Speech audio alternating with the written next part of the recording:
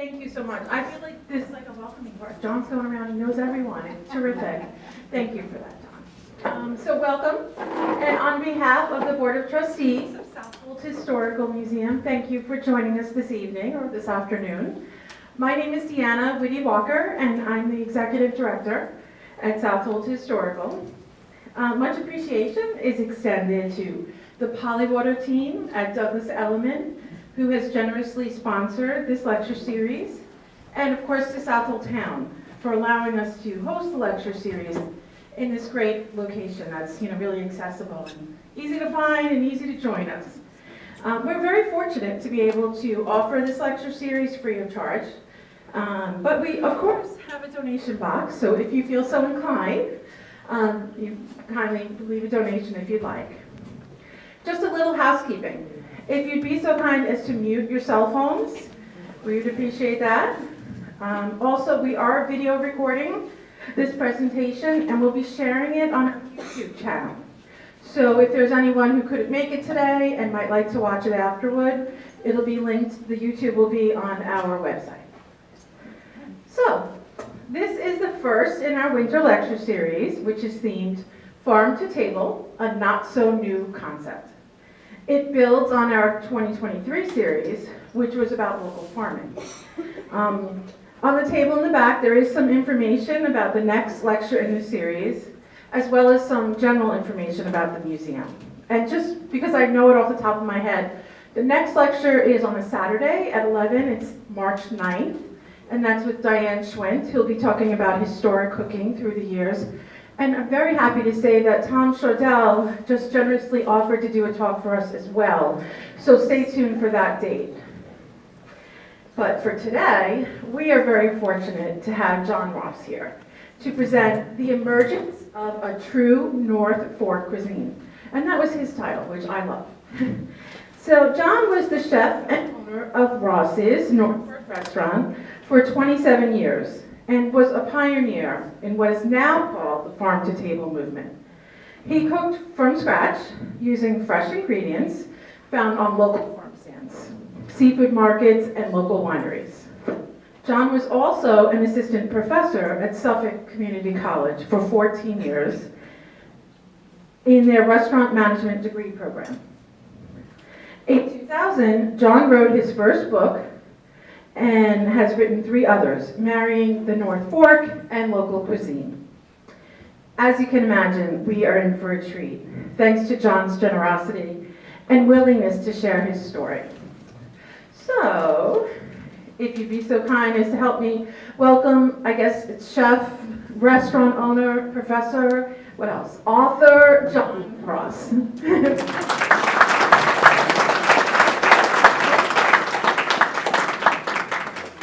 Actually, tired, burnout, retired chef, and a has-been, but I think we backed it down. I'm going to start by reading a poem, which is part of my new career as a failed poet. Each morning, the day asks for something different. The briny smell of chowder clams and the sharp, well-protected shell of the oyster. The sandy leaves of field spinach and the hidden flesh of the duck. To gather up the parts and begin the journey only took a little inspiration. The people who grew the food, harvested the shellfish, and made the wines were real. They put a face in my work. All that was required was a little assembly each day. We sliced and diced, boned and pounded to complete the mise en place. At service time, the test began. Sauté, pan-sear, grill, broil, braise, roast, and steam. The dupes were handled in a mad flurry of motion, and when the dust settled, all had been served, and the comforting smile of achievement lingered throughout the kitchen. But it was the wine from our local vineyards that sharpened the focus on food. Suddenly, we were more than a rural farm area surrounded by bays and wetlands. we evolved into a distinct culinary region with signature food and wine to match any in the world. And with the wine and food came winemakers and chefs who wanted to become part of this exciting new world.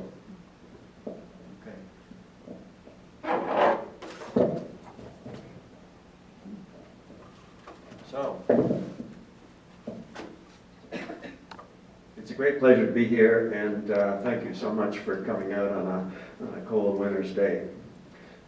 Long ago, in the distant 20th century, I was the chef owner of a restaurant in Southold called Ross's North Fork. Now, in the midst of the 21st century, the NoFo is a thriving place and one of the hottest destinations in the country. We have been discovered, whether you like it or not. And I am proud to be associated with what is now called the Farm to Table movement. Back when I was a chef, I never heard that term. And actually, it's been a little bit overused. I saw an ad on a window of a 7-Eleven that was advertising farm-to-table cigarettes. So, you know, that's what happens with a lot of things. Really, the term is also a little bit not only overused, but misleading. Obviously, everything we serve in our restaurants is not from the farm to our table. We're very seasonal. There's things you just can't get, and so on. A more accurate term that I'd be more proud of being identified with would be fresh to table. And I was very proud, still am proud of cooking fresh food, and with an emphasis on, of course, local food, because that's where you get the freshest of the fresh. So fresh to table would be a good thing. Getting back to our little neighborhood being discovered, think again. Our little peninsula was discovered long ago, even before the famed English settlers in 1640. And speaking of which, we have one of those in the audience today, one of the settlers from 1640. Would you stand up, Fred, please? I'm not really that old.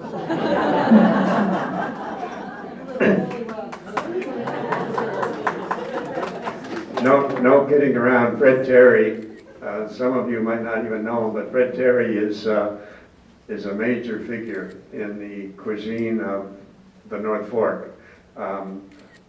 Not just because his family settled here in 1640, but I believe we could credit him with the invention of one of the hottest things going right now, the lobster roll. And Fred was making lobster rolls at his little restaurant on Montauk Highway and east of Emergence, called the Lobster Roll, back in the 60s. 62 or 63? 65? Okay, long time ago, before you ever heard of a lobster roll. And now every place got lobster rolls. So, congratulations, Fred. But think again if you think we were just discovered. The Korchog Native Americans settled our area, where farmers, not hunter-gatherers, had begun a tradition of cooking our local ingredients and farming our land. Before you leave today, you're going to get a fairly long homework assignment. So don't panic, but I hope you take it seriously. And the first book you have to read is by the senior editor of Suffolk Times, Steve Wick. I don't think he's here today, but Steve Wick wrote a book called Heaven and Earth. You can get it in the library. It's been around for quite a while, and it's an excellent book that talks about those times before 1640, and especially the Korchog Native American tribe. But his premise is that the settlers did not come over from New Haven and find a bunch of wild Indians and cleared their own trees and everything. They came out to find a very advanced society that was already being farmed and was already handling some pretty sophisticated foods.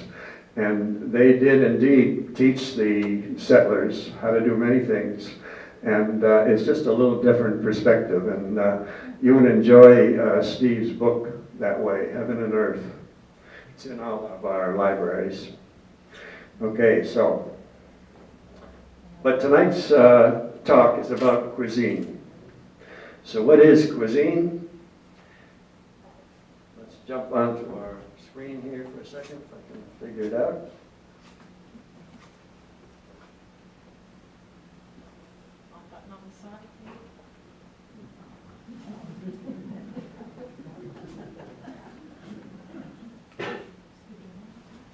Yeah.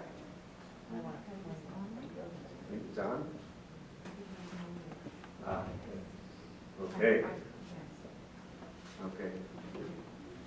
And, so, dictionary definition of cuisine: the ingredients, seasoning, cooking procedures, and style attributable to a particular group of people. The group can be defined by geography, history, ethnicity, politics, culture, or religion. That's kind of a broad definition, covers a lot of ground. Now I can't read my notes. So can you put the, thank you. And would you like me to advance it? I can advance it. So. That'd be great. That'd be great. Just put a little bit of light on if you can. That's good. That's good. Thank you. Thank you. Can't read too well anyway. I shouldn't be reading to start with. Yeah. So tonight's talk is about cuisine, and I've been preaching for a while this notion of a distinct North Fork cuisine. It's sometimes a little bit of a stretch and hard to understand, and maybe I'm a little off the wall, but we all know about French cuisine, we know about Italian cuisine, we know about California cuisine, and so on. Back at the time when I was just becoming a chef, I opened my restaurant in '73, and at that time I was really looking for an identity. I knew what I wanted. I had just graduated from the hotel school at Cornell, and I wanted to cook from scratch. I wanted to use fresh ingredients, and I wanted to pretty much be myself. I was a little jealous of others. A name like John Ross is pretty boring. I couldn't very well say I was from Italy. Couldn't very well say I was from France. Didn't have a name like Luigi or many others. And I didn't feel comfortable with some of these concepts. And so I just opened my restaurant and decided I wanted to cook fresh from scratch. And I wanted to be a chef. And jump that up one more. Jump it up another one. Oops, back it up. Back it up one more. Back it up one more. What happened to the picture? Okay. That's okay. No, that's good. That's good. Okay. You can turn down the lights again.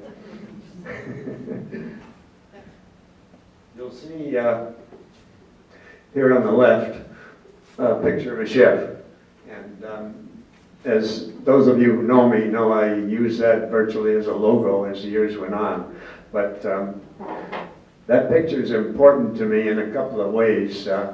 First of all, it was drawn on the back of a menu cover by Walter Taylor at probably the first wine dinner in Long Island, 1975. And even before the Hargraves had one of their wines out. And he was fairly drunk, but he came over to our table. I was sitting there chatting after the dinner, and he pulled a wine cover out and just sketched that drawing, and I threw it on my desk for a while. But where it becomes important to me is that right out of school, I graduated from a school that was primarily a hospitality management school. And from day one, I didn't want to be known as a manager. I wanted to be known as a chef. And so right away, I got out a paper chef's hat, bought myself a chef's coat, put it on, and said, this is what I want to be known as. And I'm not sure if that was a smart decision. It certainly didn't make me rich, but I spent the next 27 years wearing that outfit and very proudly merchandising myself as a chef. And I'm still proud of being a chef. People who are chefs, my heart goes out to them. They're all going to heaven, and they're tremendous people. So, getting back to what the North Fork cuisine is all about, it's all about ingredients. And we use lots of ingredients in our cooking from all over the area and from all over the world. But there's a certain group of ingredients that have kind of star power on the North Fork. And I'm not from the North Fork. I've now been here 50 years, so I feel fairly comfortable. But when I discovered the North Fork in the east end of Long Island, I literally fell in love with the ingredients. I had come from the Midwest, and it was actually the Coast Guard that brought me this direction. But finding the abundance of fish and shellfish and vegetables and fruits was just wonderful, and I've never lost interest in it. So the ingredients, their region, history, tradition, the people who cook them, and the style in which they are cooked adds up to be a cuisine. And it can be done in different styles. It can be done in Italian style. The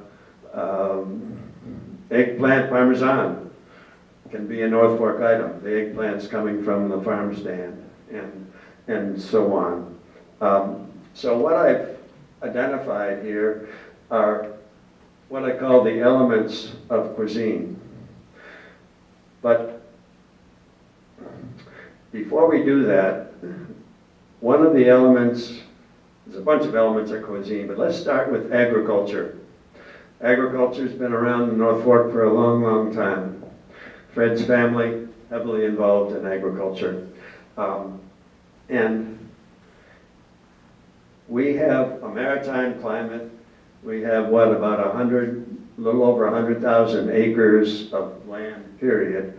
And our peninsula is surrounded by the Sound on the north, the bay on the south, and the ocean on the east. This all moderates the climate, and also the soil is pretty special.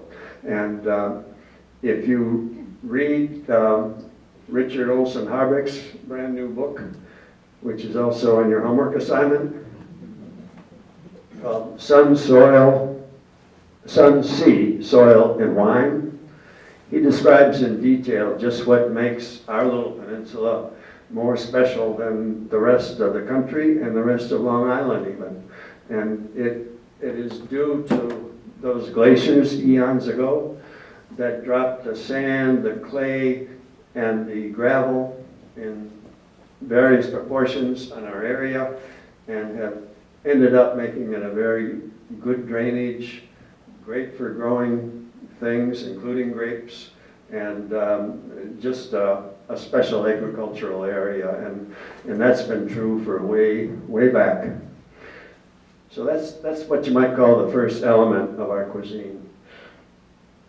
The second might be called history and tradition, because an ingredient that was just found yesterday doesn't really qualify. It has to be around for a while. And the Native Americans cooked fish on planks around a fire. They dug clams, they harvested oysters, and they caught lobsters. They farmed corn, beans, and squash, which we've come to know as the Three Sisters, and that taught us farmers something also. Mounding up the corn surrounded by beans and squash spread throughout the field, make fresh succotash. Made it truly organic. I'm sure Tom has made that, and it's a delicious dish that, in the end of the summer and early fall. So, but after that, the British settlers came along in 1640 and continued the farming tradition with their own style, which came to be known as New England. That included chowder, clam pies, baked beans, and fruit cobblers. They cleared more land, and they built a lot of white frame churches, which we still enjoy today. The immigrants from Eastern Europe especially came and continued farming, perfecting the potato, cauliflower, and cabbage, soup, stew, goulash, and pierogies. They brought with them the art of hard work. We're going to stop 1 second here, if I can find it. I'm going to read you another failed poem that I'm quite proud of, called The Potato.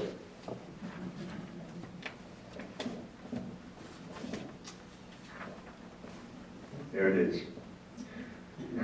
Born in the mountains of Peru centuries ago, it crossed the ocean and became the staple of the Western world, much like rice did in Asia.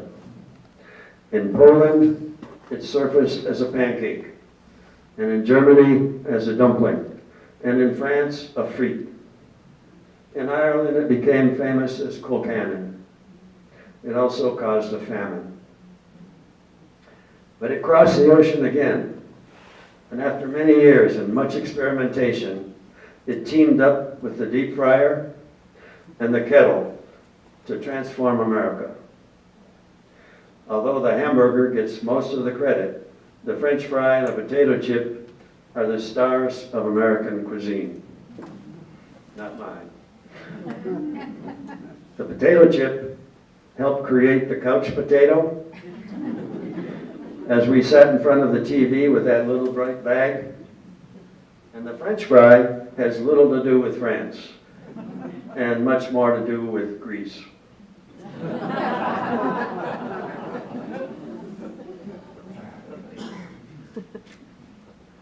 can't tell you when my first book of poetry is coming out, but I'm still looking for an editor, you know. So.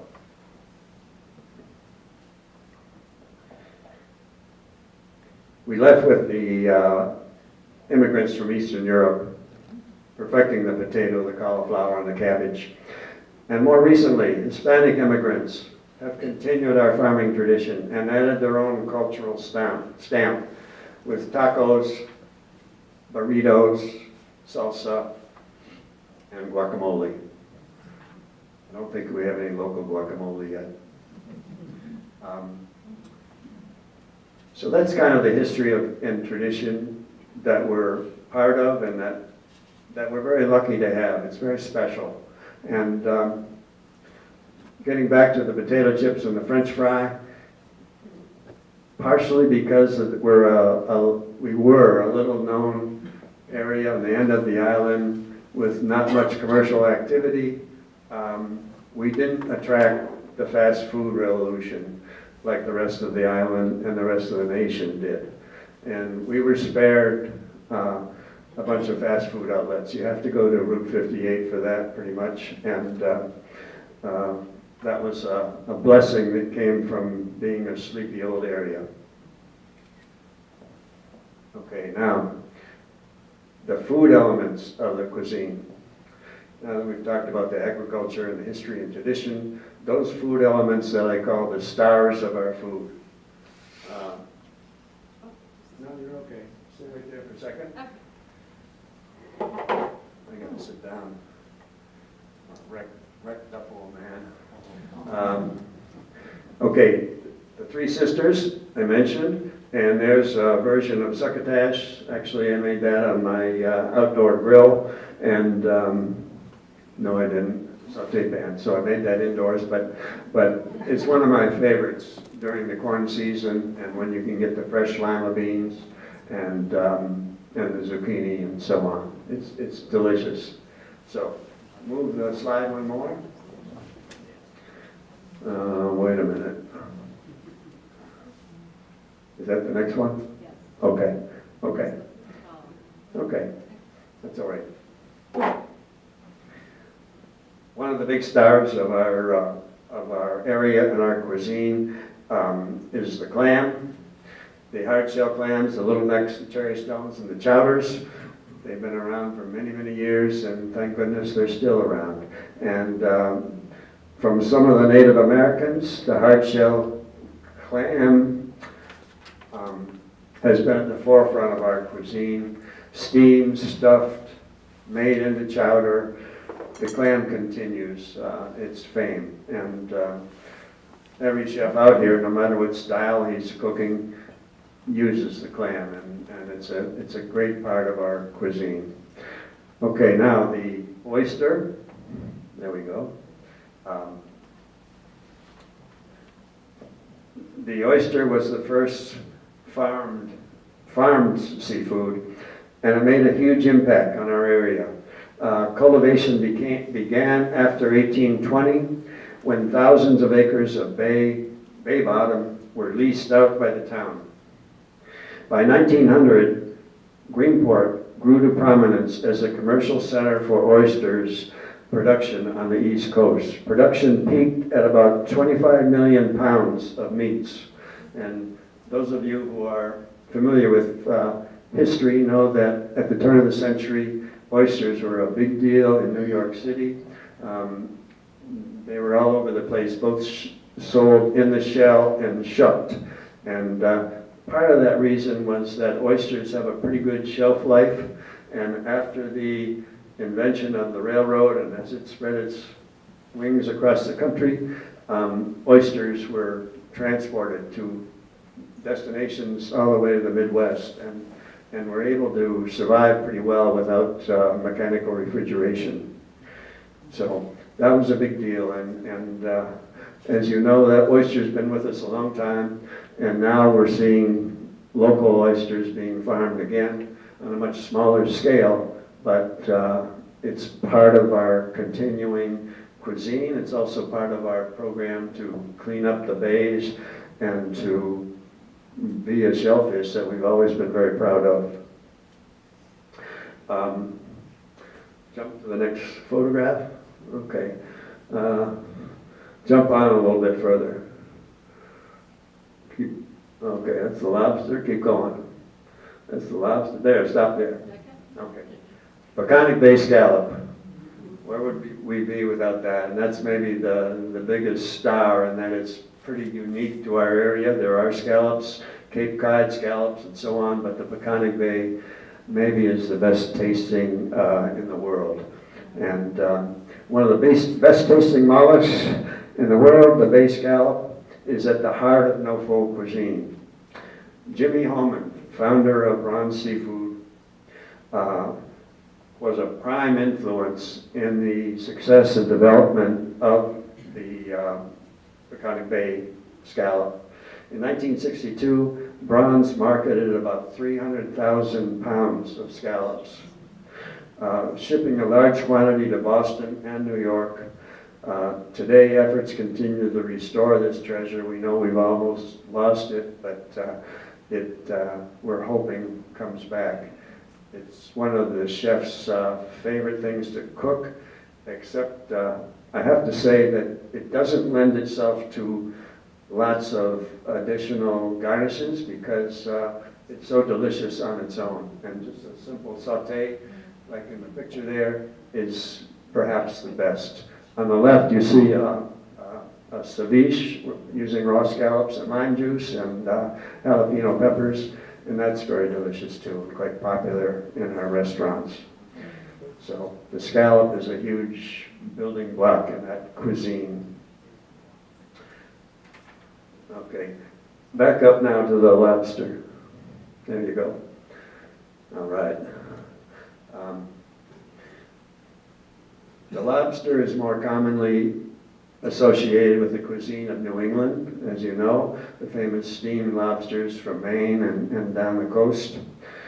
It's also a luxury shellfish on the North Fork. And steamed in New England, our style, at least traditionally, was more commonly broiled or baked stuffed. And in the old days, when I came to town, all the restaurants had baked stuffed lobsters, and they were very popular.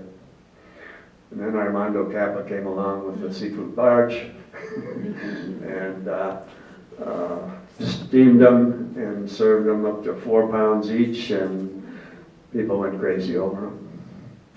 Okay. Any rate, today the lobster roll has become the standard bearer thanks to Fred Terry and others. And I don't know if you invented it, Fred. Did you invent it, or you just popularized it? I'm listed in the American Dictionary of Food and Drink as the inventor. It's an absolute lie. But I've never done anything to demean from that title. We were the first on Long Island and literally had the franchise Yes. exclusively for about 35 years. I was shocked and pretty jealous back in the old days when we chatted. We were on the board together with the Restaurant Association, and you told me how many 5-gallon drums of mayonnaise you bought at the beginning of the season. How many of those did you buy? 5,000. 5,000 5-gallon drums of Hellman's mayonnaise. And most of those went into lobster rolls, is that correct? We now purchase about 30,000 pounds of lobster meat a year. 30,000 pounds of lobster meat. Wow. So the lobster is a big part of our North Fork cuisine. Actually, Fred's restaurant opened a second branch in Bating Hollow a few years back called Lobster Roll North, if I'm not mistaken, and continued the tradition. But we have a lot to owe to Fred Terry in that sense. And now for $55, you can get a nice little lobster roll at your corner takeout stand. How much was a lobster roll in the 60s at the Emergence? $1. Yeah. I have to say that Ross's North Fork restaurant in 1974 on the main road, we had a sandwich sign that went out on the grass during scallop season. The County Bay scallop season is basically November to March. And we had a sign that said, "Scallop dinner, $4.95." And those were fresh Peconic Bay scallops. I was a little unusual in my neighborhood, I think, in that I didn't freeze things and I didn't lie about things that were frozen. We didn't even have a freezer in our restaurant except for a little ice cream freezer, but some of my competitors would go down to Braun's and buy 5-gallon tubs of Peconic Bay scallops, throw them in the freezer, and then advertise them as fresh all year round. I won't mention the names of some of those competitors, but some of their customers would come into my place and say, "So-and-so has fresh scallops, how come you don't have them?" I said, "Well, because we don't freeze them and they're not available in the off-season." Oh, okay. So they were a big deal. And I see they, at Charlie's this week, they were on special at $30 a pound. So what a bargain, huh? Okay, let's jump to the duck. Okay. The duck certainly has earned its spot on the list of elements of North Fork cuisine. And I actually have a duck poem I'm going to read you if you forgive me. This was not written by me, though. It was written in 1864, and it's a recipe for cooking duck. Here we go. I give thee all my kitchen lore, though poor the offering be. I'll tell thee how it's cooked before you come to dine with me. The duck is trussed from head to heels, then stewed with butter well, and streaky bacon, which reveals a most delicious smell. When duck and bacon in a mass you in a stew pan lay, a spoon around the vessel pass and gently stir away. A tablespoon of flour, bring a quart of water plain, then in it 20 onions fling, and gently stir again.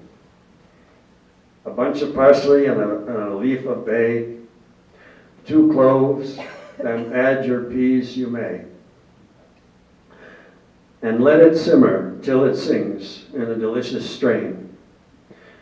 Then take your duck, nor let the strings for trussing it remain. The parsley fail not to remove, also the leaf of bay. Dish up your duck, the sauce improve the accustomed way. With pepper and salt and other things I need not here explain, and if the dish contentment brings, you'll dine with me again. I like that poem for a couple reasons. That's sort of the way I cook my duck, but maybe not the bacon and the butter, but it also shows you in 1864 the purpose of poetry. They didn't have the internet.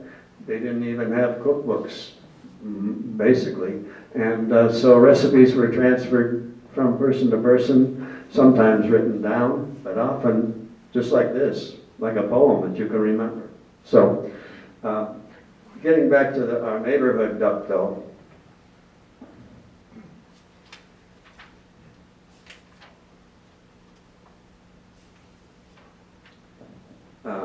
It's been a very important part of our cuisine. It's been around since the early days of farms, which were mixed farming. They had a few ducks around. But it was 1873 when the breed called the Pekin duck came to town. And that was brought on a clipper ship from China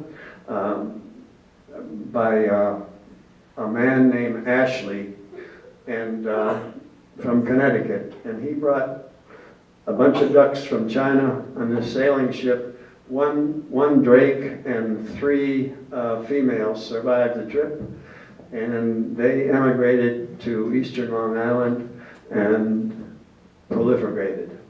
And the good drainage, the ponds that were also now worried about pollution, enhanced this industry, and it grew to be a very big industry. And eventually it would join the Rouen duck of France and the Pekin duck of China to become the world's most sought after duck in terms of quality. And they're still unbelievable quality.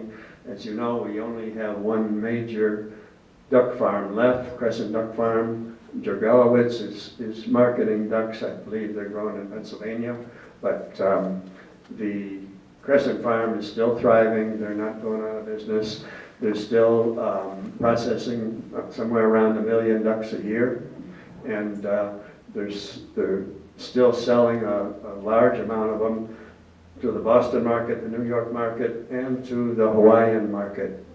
And they ship them to Hawaii. It used to be like at least 1/3 of their production, and from there a supplier bought them, and they were shipped to places along the Pacific Rim. They're very popular with Asian chefs, very popular with our chefs too. I'd like to see more whole duck served in restaurants. The duck breast has kind of taken over because of its easy ability to cook to order, but however it's cooked, it's a big element of our cuisine.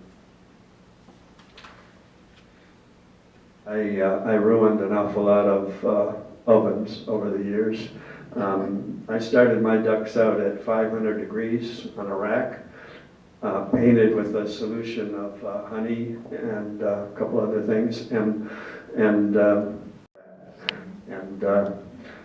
much of it stuck to the oven. At the end of the year, when we cleaned the kitchen, I would use a hammer and chisel to chisel the duck remains off the oven so the door would close.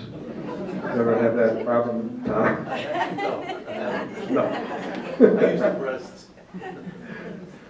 At any rate, we cooked a lot of ducks, and it was a lot of fun. So, moving along here on these elements, jump to the next, stop right there for a minute. There's some duck legs with grilled peaches on the char grill, and there's some duck breasts with grilled peaches and succotash. Nice, nice early fall dinner. And speaking of ducks and cuisine and so on, I just returned from a trip to Germany to visit my daughter, and she's been over there many years now, but she was given a can of French duck fat. And I think it was a financial advisor they have there who's from France. He's an amateur gourmet, and he was very proud. He said it's the finest brand of duck fat in France. Gave it to my daughter and her husband. They didn't know what to do with it, so they re-gifted it to me. And I brought it home, and just last night, I had a couple of friends over, and we hauled out some crescent duck legs. Actually, I cooked the legs in this can of fat, and I cooked them about 6 days ago, and submerged them in the fat, cooked them low temperature for 5 or 6 hours, and then put them out on my back porch for 5 days to let them just kind of settle. And then last night I pulled them out of the fat and put them on a rack with a little water underneath them to do a little steaming, but also put them in at 450 to crisp up the skin. And they were pretty good. And that's kind of an example of when I talk about cuisine. Duck confit is as French as you can get. But using local ducks with a local chef with a tradition like we have of French, I'd say it's North Fork cuisine. And the style on which you cook things is okay. There are all kinds of styles, but we're using those ingredients from the North Fork, and we're satisfying that definition of no faux cuisine. So, where's my wife at? Back there somewhere. She was not thrilled about the duck confit for Valentine's, and is your stomach okay today? Not really. Okay, well, it's not for everybody.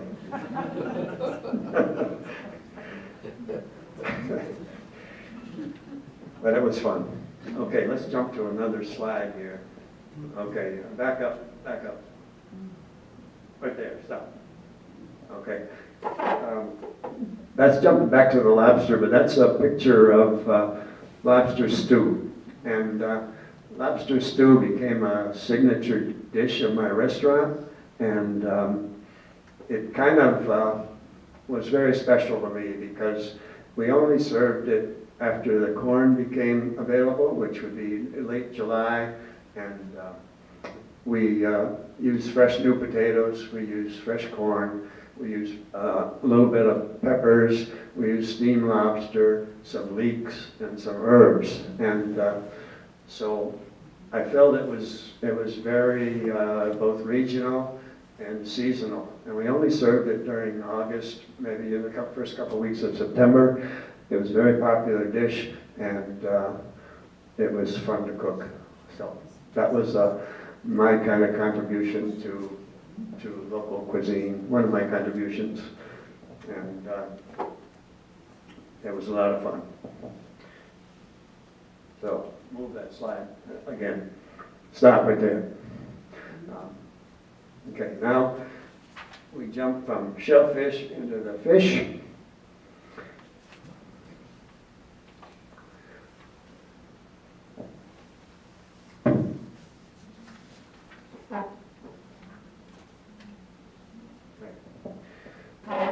By the way, on the homework assignment on those items, elements I showed you, the Food and Wine of the North Fork by John Ross is out of print. It's been out for quite a while. You can find it in the library, and you can still buy a few copies of it at the Historical Society Museum store on Main Road in Southold, one of the very few places that still have it. Please read those sections. We'll be back here. When are we doing the exam? 3 weeks? 3 weeks, okay. Okay. It'll be a 3-hour exam and mostly essay questions, so study hard, please. The flounder. While the cod is the signature fish of New England, the flounder is the signature fish of Long Island and the North Fork. And it was very, very plentiful. It's not so plentiful now, but it's still available. It's still delicious, and chefs love flounder because it's amenable to many different preparations, sauces, garnishes, and methods of cookery, whether it's broiled, sauteed, poached, and so on. It certainly is not our only fish, but it's what you might call the signature one. I have a picture here of flounder on the left with an almond crust. And of course, the classic recipe of flounder almondine is just sauteing it, some toasted almonds, some lemon juice, and some brown butter. This just takes almonds, grinds them up in a food processor with some parsley, can't remember what else, but whatever, and then paste it onto the fish and thrown in the oven.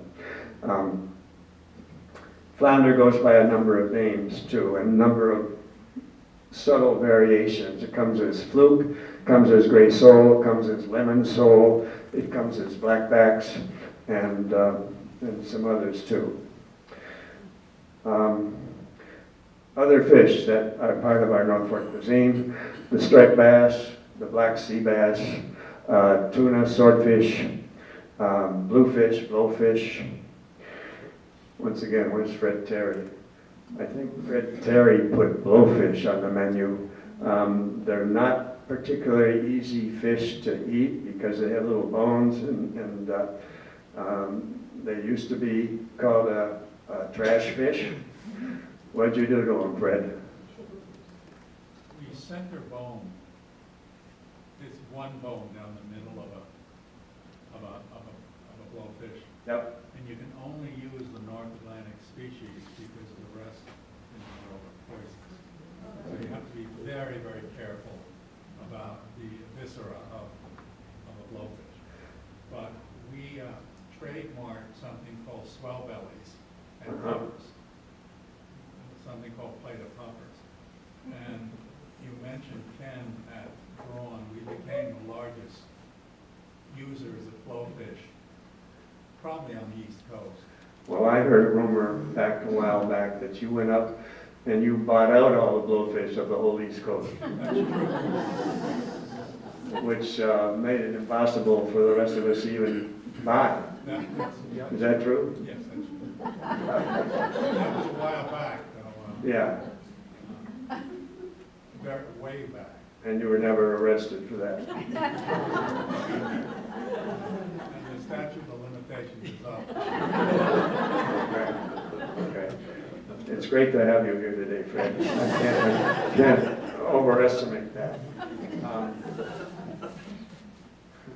So on the right here, we have a fish recipe that's part of our cuisine also. This particular one is using cod or halibut, I can't remember which, but it's a simple recipe that I not invented, but used where I'd cook potatoes in their skins, peel a potato, shred it, and then sprinkle it. Then make an aioli sauce, which you know is a garlic-flavored mayonnaise with lemon. Spread a nice, generous helping of aioli sauce on top of the fish, and then sprinkle the potatoes on top of the fish, put them in a hot oven, and cook it for about 15 minutes, and you get a nice brown top. And it's still one of our favorites to have at home and so on. Delicious. So that's a little bit a part of the North Fork cuisine. And that might do it on the food. Go ahead. Oh, no, we forgot the potato. No more poems. But this is an example of a stuffed or a twice-baked potato, one of my favorites. And of course, we use a lot of Idaho potatoes, which are not local. But we also use Yukon Golds, which are local, and make a delicious mashed potato. They also make a delicious stuffed potato. And this one has some sour cream, some broccoli, some scallion, and some butter, and that's it. And it's one of my favorites. So, and with that is another popular North Fork vegetable, the spinach. And in the early spring, it's nice to see those bags of field spinach come out. One of the first local vegetables we see on the stands. And this one is chopped up spinach. I actually have Swiss chard mixed in there, and some Parmesan cheese, and I think probably some egg to solidify it. And then it's poached in little ramekins, and makes a nice presentation. But either way you do it, spinach is good. Okay, Deanna, go. Okay, stop right there. Of course, the pumpkin is definitely part of our North Fork cuisine. It's become a whole industry, of course. I'm not sure how many of them are cooked, but it's taken over much of our farmland. I'm not totally thrilled about that, but it is indeed delicious. The one on the right is what they call a cheese pumpkin, or sometimes a sweet pumpkin, or I don't know, I call them cheese pumpkins. So they have that beige skin, and they're definitely the best for cooking because they don't have a stringy texture. The texture is quite similar to butternut squash. And this preparation has a veal stew inside of it, and it makes a nice presentation. On the left are the famous Jack P. Little pumpkins. And I think I was fairly instrumental in introducing those as something you could eat.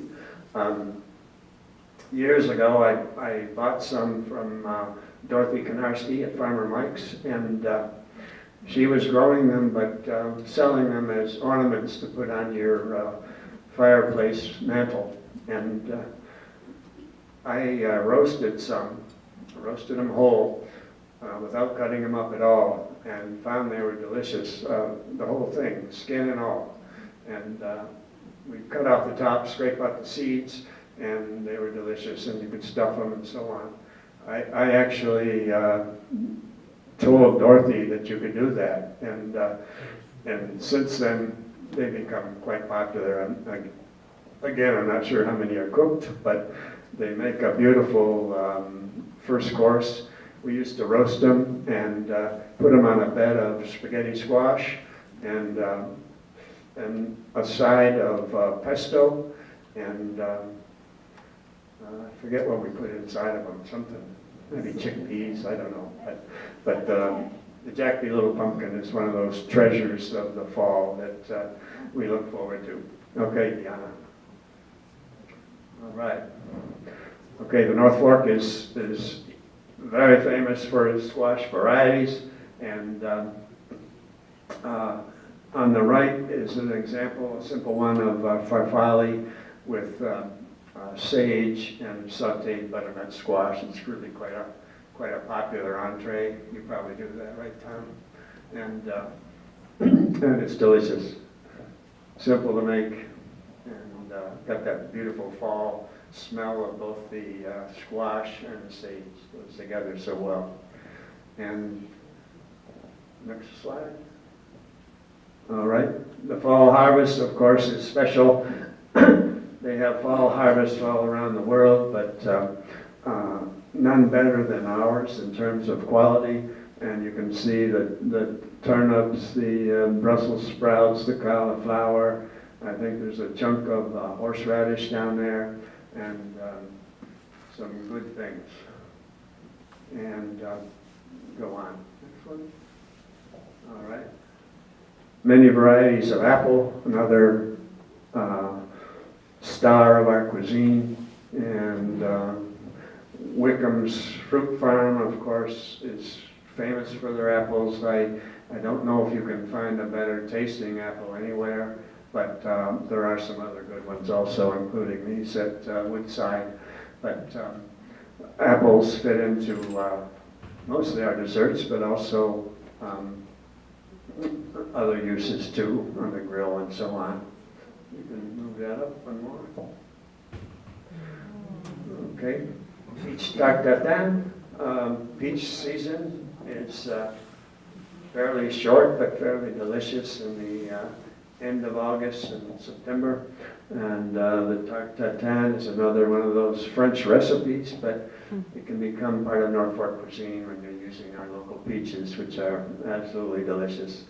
And for those of you who have not made tartatan, it's an easy recipe that all you need is a cast iron skillet, and you throw some butter and sugar and let it start to turn golden, and throw in your fruit, cook it, make a little pastry to throw on top, throw it in the oven, and then when it comes out you flip it and the juices go all over the counter, sometimes over the floor, and that's where my wife comes in.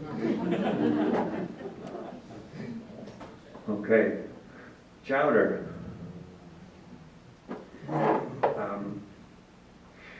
I don't think we have yet to come up with a true North Fork chowder. However, it's part of our cuisine, it's very popular.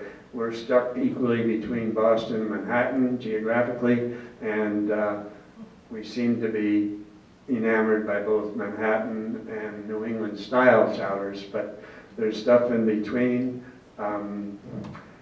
This is a picture of the old chowder contest at the Maritime Festival in Greenport.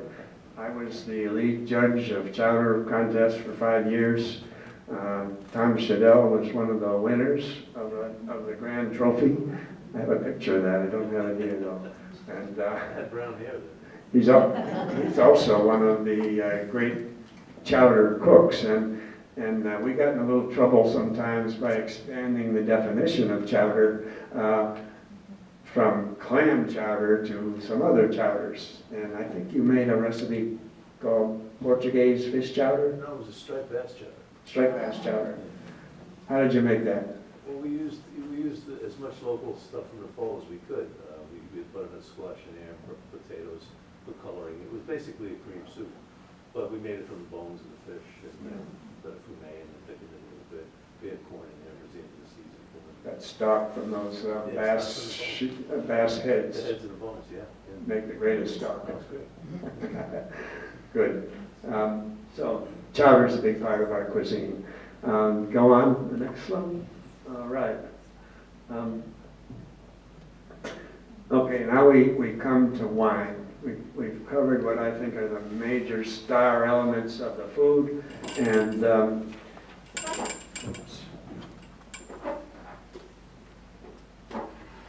where are we at with our homework here?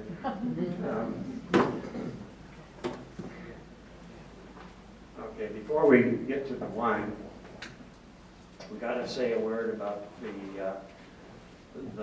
the revolution in food across the country, and I'm very proud of my very small part in this so-called using fresh ingredients in the farm to table movement.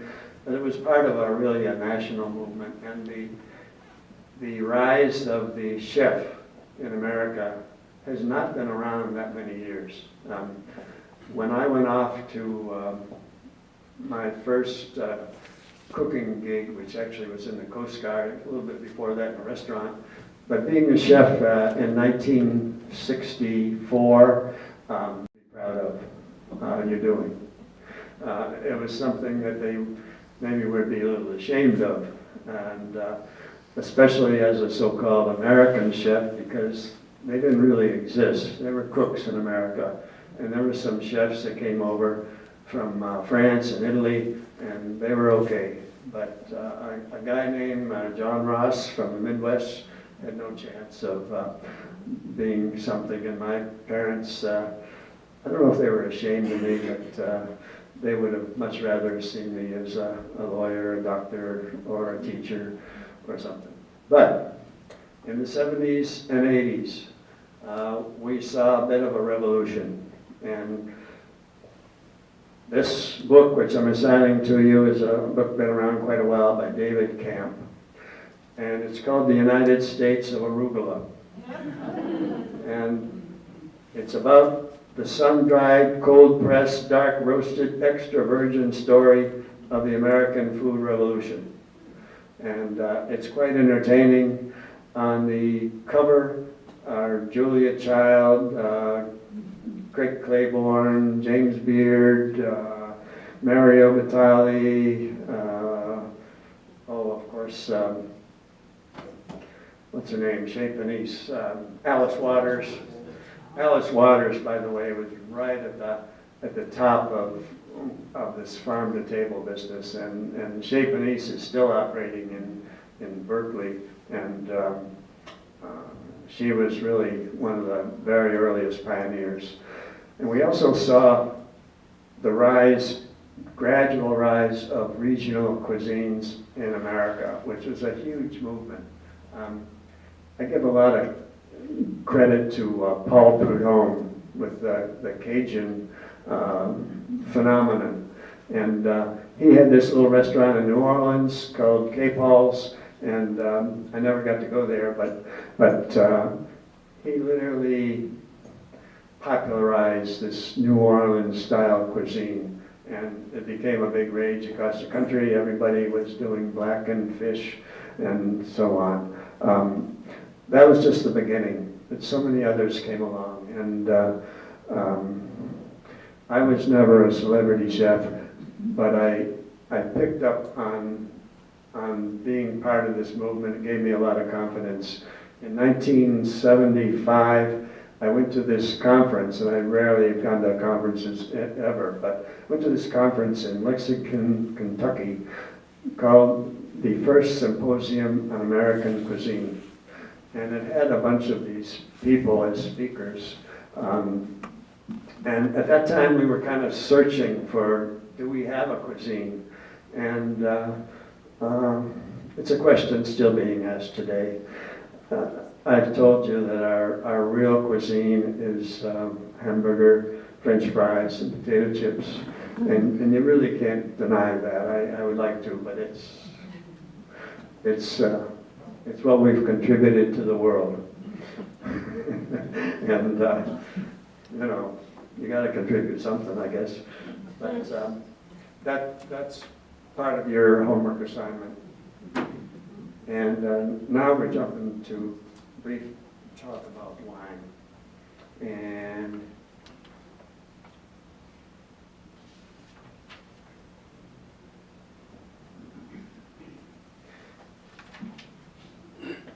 okay. Wine is unlike any other alcoholic beverage. Good wine is linked to a geographic area that gives it a distinctive personality because of the terroir. It is also necessary accompaniment to food. It's okay to drink beer, it's okay to drink gin, scotch, vodka. Wine, though, has a special affinity to food. And you really can't have a distinctive cuisine without wine. And thanks to the Hargrave family in 1973, who planted the first modern vines on the North Fork, which has now proliferated in quality, not so much in size, although we have about 3,000 acres still of vineyards. But North Fork wine and South Fork wine, some of it is world class now, and deserves to be part of our cuisine. And it's been slow to be accepted by restaurateurs. Tom Shadell was one of the early ones that has promoted Long Island wine, served it in his restaurants, had it blended on his own at Palmanock, if I'm not mistaken, and so on. There's a lot of reasons for its slow acceptance. One thing I blame is the proximity to New York City. New York City, you can get anything you want, anytime, all the time, and in a sense, people are spoiled that way. They can walk down to Sherry Lehman or whoever they want and get any kind of wine from around the world. That isn't true around many cities and many countries. So our wine, I'm hoping, gets more and more acceptance. Whatever happens, it's part of our culture and our cuisine. And after the Hargraves, the winemakers made a huge impact. I associate them with chefs. The winemaker is very much like a chef, and they've devoted much energy, many hours, and skill to producing some wonderful products. And I hope that you all support Long Island wine, both in your house and when you go out to eat. So, in your homework, we have a fair amount of it for the wine people. First of all, we have Louise's book, which has been out quite a while, available in the library. It's called The Vineyard. And it's especially interesting because it shows the personal struggles that they went through to establish that vineyard, and the pain they went through, and the suffering, and that journey to try to make a quality wine. And it was not easy. And if you read this book, you will see, and you'll see how that developed. Also, a good book, fairly recent, by Eileen Duffy, called Behind the Bottle, speaks of many of the winemakers. And also there's a book that I didn't bring by John Ross called The Story of North Fork Wine.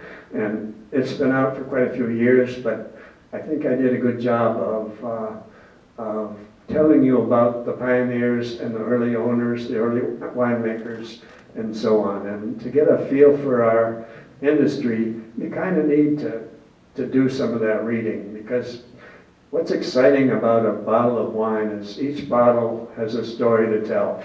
It's not some generic thing like Budweiser or something. Each wine has a label, it has a winemaker, it has a vintage, and it has a story behind it. And once you learn those stories, it becomes more than just a drink. It becomes part of the eating experience, just like a local duck or other food item. So that's your assignment in the wine business. What are we up to? About 5 books now. 3 weeks, is that enough time for them to study? Maybe give them a month. A month, okay. And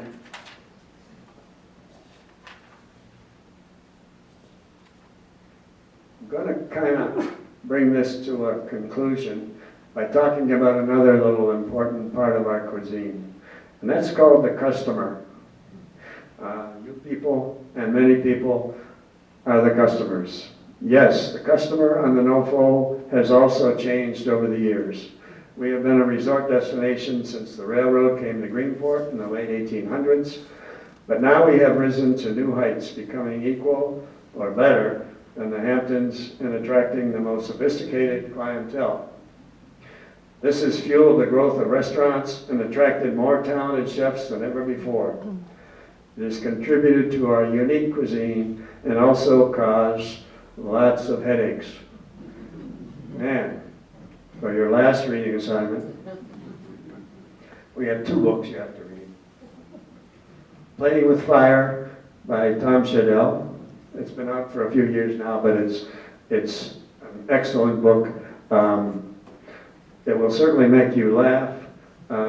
Many of you might find yourself in this book, and it's not something to be proud of, but behind the humor of Tom's two books, and the second book is called The Second Helping. It's a bit of a continuation of this. Behind the humor, which is very funny, there's some very serious undercurrents, and those are what chefs, restaurateurs, and staff have to go through to make you people happy. It's not possible, but and you people can drive us to drink. Fortunately, I've had a sympathetic dog for many years, and a pretty sympathetic wife too, on occasion. And I somehow survived. Tom, how would you say a word about the customer? I could read you a piece out of here. Well, I think that 5% of the walking around public is certified insane. Just 5. But they're so powerful, they feel like it's 50, Yeah. But, most of the customers I've had are great. I mean, I did the math when I did the book. I've probably served about 2 million people on Long Island over the course of the last 50 years. 100 of them are in the book. So it's a minuscule, part of the population. But they're a major pain in the ass. I mean, there's no getting around it, And when I was younger, I used to get mad, you would get these orders that would come in, and I have a contest with a friend of mine to see who gets the longest tube for a party of 2. And you think there's a ticket that comes into the kitchen. I mean, we're talking about 2 people with a set of instructions that's insane, And then people will say, what's taking so long? Well, I'm assembling a team of specialists. I got to read it. I got to translate it into Spanish. It takes some time. How about that 98-year-old woman that gives you the finger? Oh, yeah. It was really the finger that was offensive, not the sentiment, because the finger was like crooked and had a yellow nail with hair on it. And the force, the kind of, she started like at her head and went out,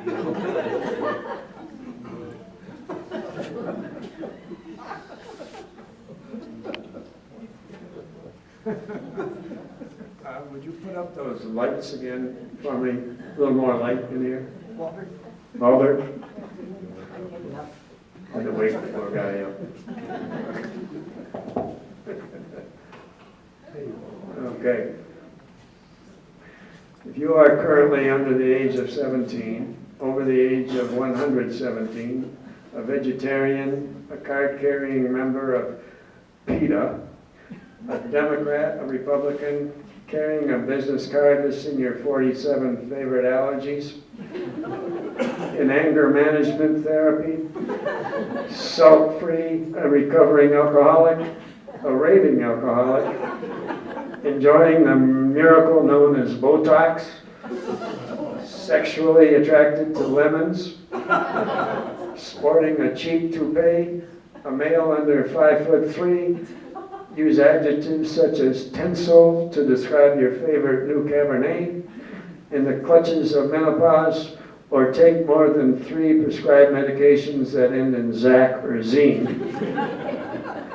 You may not wish to subject yourself to any further abuse unless you find, as I do, humor in the absurd. That's Shadell.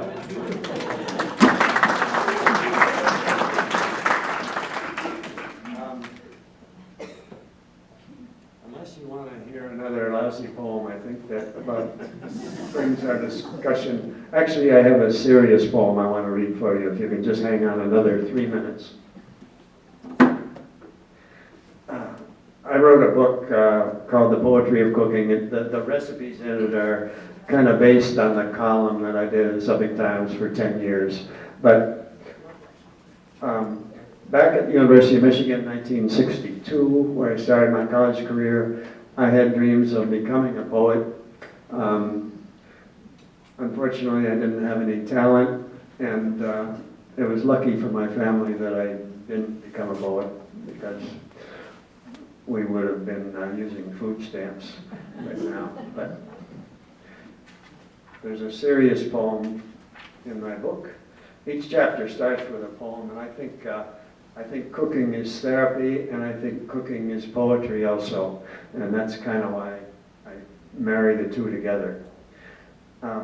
This is a poem by Joy Harjo, entitled "Perhaps the World Ends Here," and it's one of my favorites. The world begins at a kitchen table. No matter what, we must eat to live. The gifts of earth are brought and prepared, set on the table. So it has been since creation, and it will go on. We chase chickens or dogs away from it. Babies teethe at the corners. They scrape their knees under it. It is here that children are given instructions on what it means to be human. We make men at it, we make women. At this table, we gossip, recall enemies, and the ghosts of lovers. Our dreams drink coffee with us as they put their arms around our children. They laugh with us at our poor falling down selves, and as we put ourselves back together once again at the table. This table has been a home in the rain, an umbrella in the sun. Wars have begun and ended at this table. It is a place to hide in the shadow of terror, a place to celebrate the terrible victory. We have given birth at this table and have prepared our parents for burial here. At this table we sing with joy, with sorrow, we pray of suffering and remorse, we give thanks. Perhaps the world will end at the kitchen table while we are laughing and crying, eating of the last bite.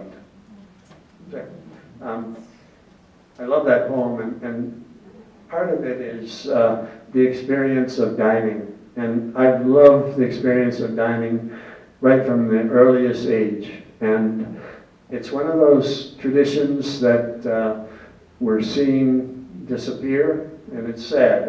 We're seeing it disappear in the home, and you can blame it on our busy lives and fast food and convenience and drive-thrus and driving our kids to lessons all day and so on.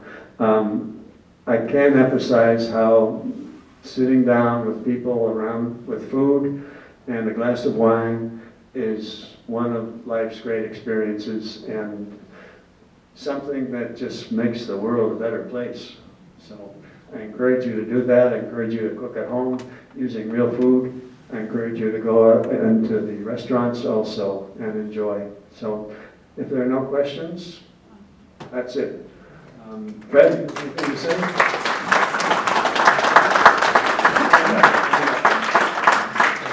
Stand up. You stand up too, Tom.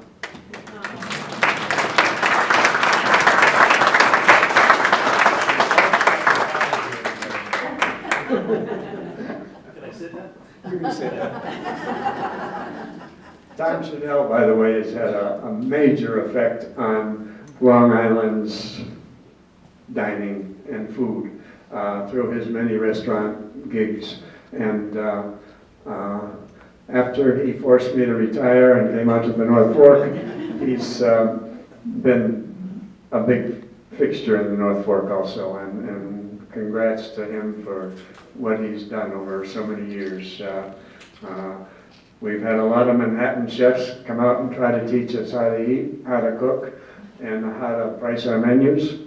But Tom Chanel is the real deal from Long Island, born in Long Island, and still serving Long Island, and also a big part of the North Fork cuisine. So kudos to him. Fred Terry is an entrepreneur like no other. 30,000 pounds of mayonnaise, huh? Lobster, 30,000 pounds of lobster. I can't even picture 30,000 pounds of lobster. Fortunately, you didn't have to peel it out of the shells yourself, and out of the knuckles and all that. No, good. Okay, thank you very much, everybody. That's it. Oh, and I've always looked at you as the elder statesman out here. You're the guy that started it. Before Farm to Table was even an issue with chefs like myself and other guys, I mean, you were the lone voice in the wilderness, you know. So I'm just curious as to, you're looking back on 50 years of, you know, and I don't think you get the credit you deserve, honestly. I really believe that. But how does it feel looking back on all this stuff? I mean, you started this thing. I mean, you got to be kind of like, you know, wonderment, you know, sort of seeing it all come to, you know, fruition and how it's all evolved. You know, it's been wonderful.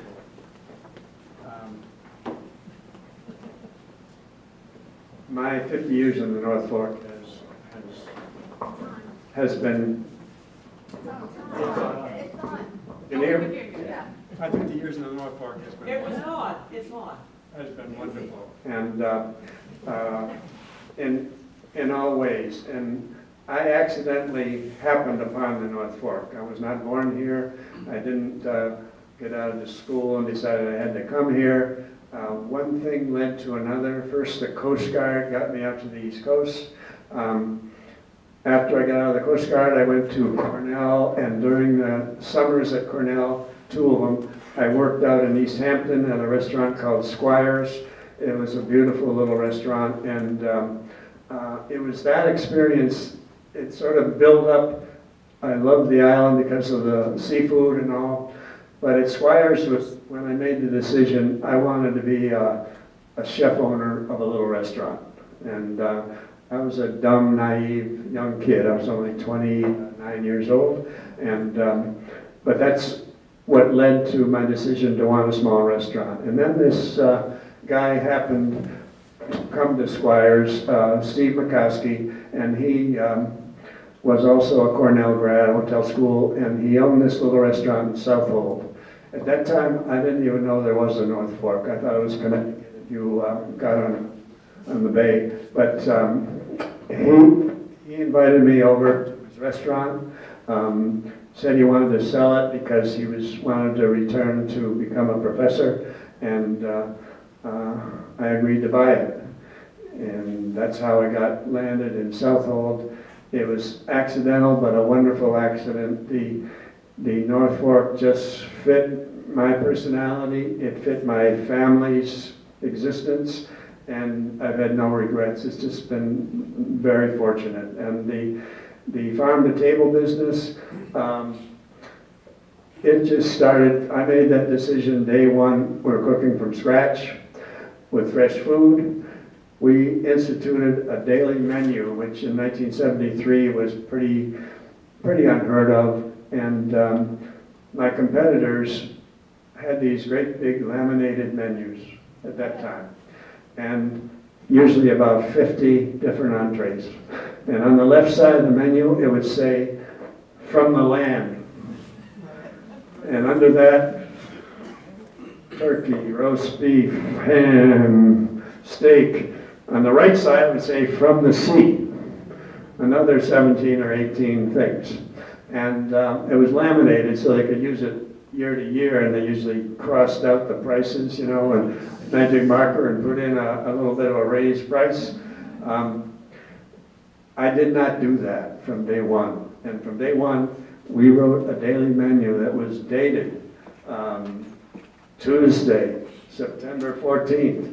And that was before the photocopy machine. It was before all these other devices too, of course. My poor, starving wife had to type that menu with her Royal typewriter onto a Vimeo, those purple things. And then you put this toxic chemical in this roller thing. And you roll out 20 menus that came out in this purple ink that stained your hands. And we put them into a menu cover. And we did that daily for 27 years. Gradually, the print shop opened. We went to a photocopy machine, and it got more formal. You'll see in this little book, if you read it, I have one of my original menus from 1974 in here. And there it is. You'll see our menu was quite simple. There were only 8 entrees. There were 2 soups. There were 4 appetizers and 4 desserts. But they were all the real deal. They were all made from scratch. Our flounder dinner was $4.50. And the most expensive item on this menu was our broiled live Maine lobster, pound and quarter lobster stuffed with snow crab. That was $7.95. And our cherry stone clams were $1.25. Those were baked clams. And our homemade apple pie was 75 cents. And to wash it down, a martini was 75 cents, maybe 90 cents, I'm not sure. All I know is that a deuce could come in, have dinner, drinks, dessert, tax tip, and leave with change on a $20. So times have changed. We just bought a gift certificate at a restaurant I won't name on the North Fork for 2 people, and we wanted a total tax tip and everything included with a gourmet dinner with accompanying wine. It was $538 for a deuce, and it's all good. Restaurateurs deserve that kind of money for sure. They need it.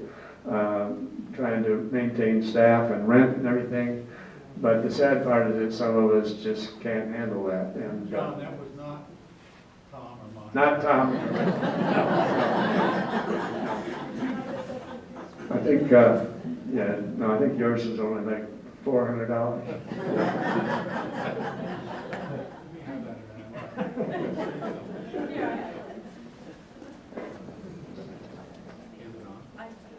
Yes, okay. I just want to second what Tom brought up a few moments ago. John is a very usually quiet and a guy who's not born to self-promotion at all. But I must tell you, I met him very early on when he was on the North Fork. His duck probably was the greatest discovery of anybody on Long Island. He did the best job with Long Island duck of anyone who has ever served a Long Island duck. And he doesn't tell you about his other pedigree. John was a professor at Suffolk County Community College. He served with me on the New York State Restaurant Board for Long Island, which is quite an honor.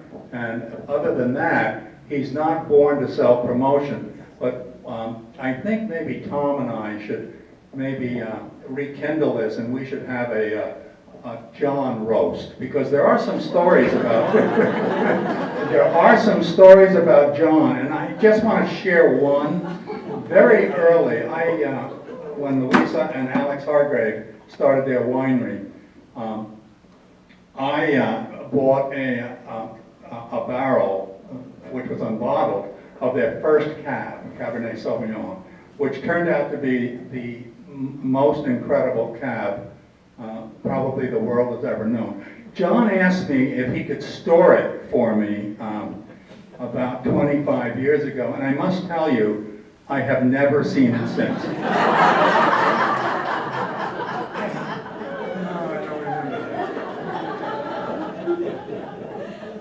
have a quick one.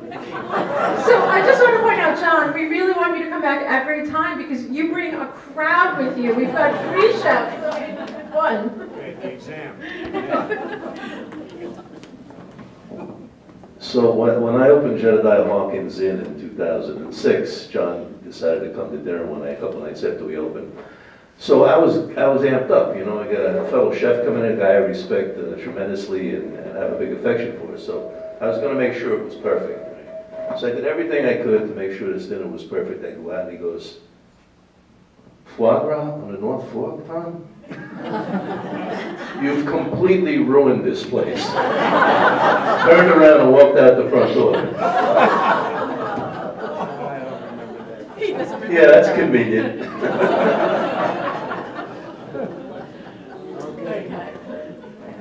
perhaps we should end it there, although if you want to keep going, we'd be happy to keep it. You know, John, thank you for sharing. You're clearly an expert on North Fork cuisine, and you share your knowledge with us, but what more importantly, I think you share your love of our local food, and we really appreciate that. And we thank our chefs for letting us have the pleasure of being your customers, because we enjoy it as well.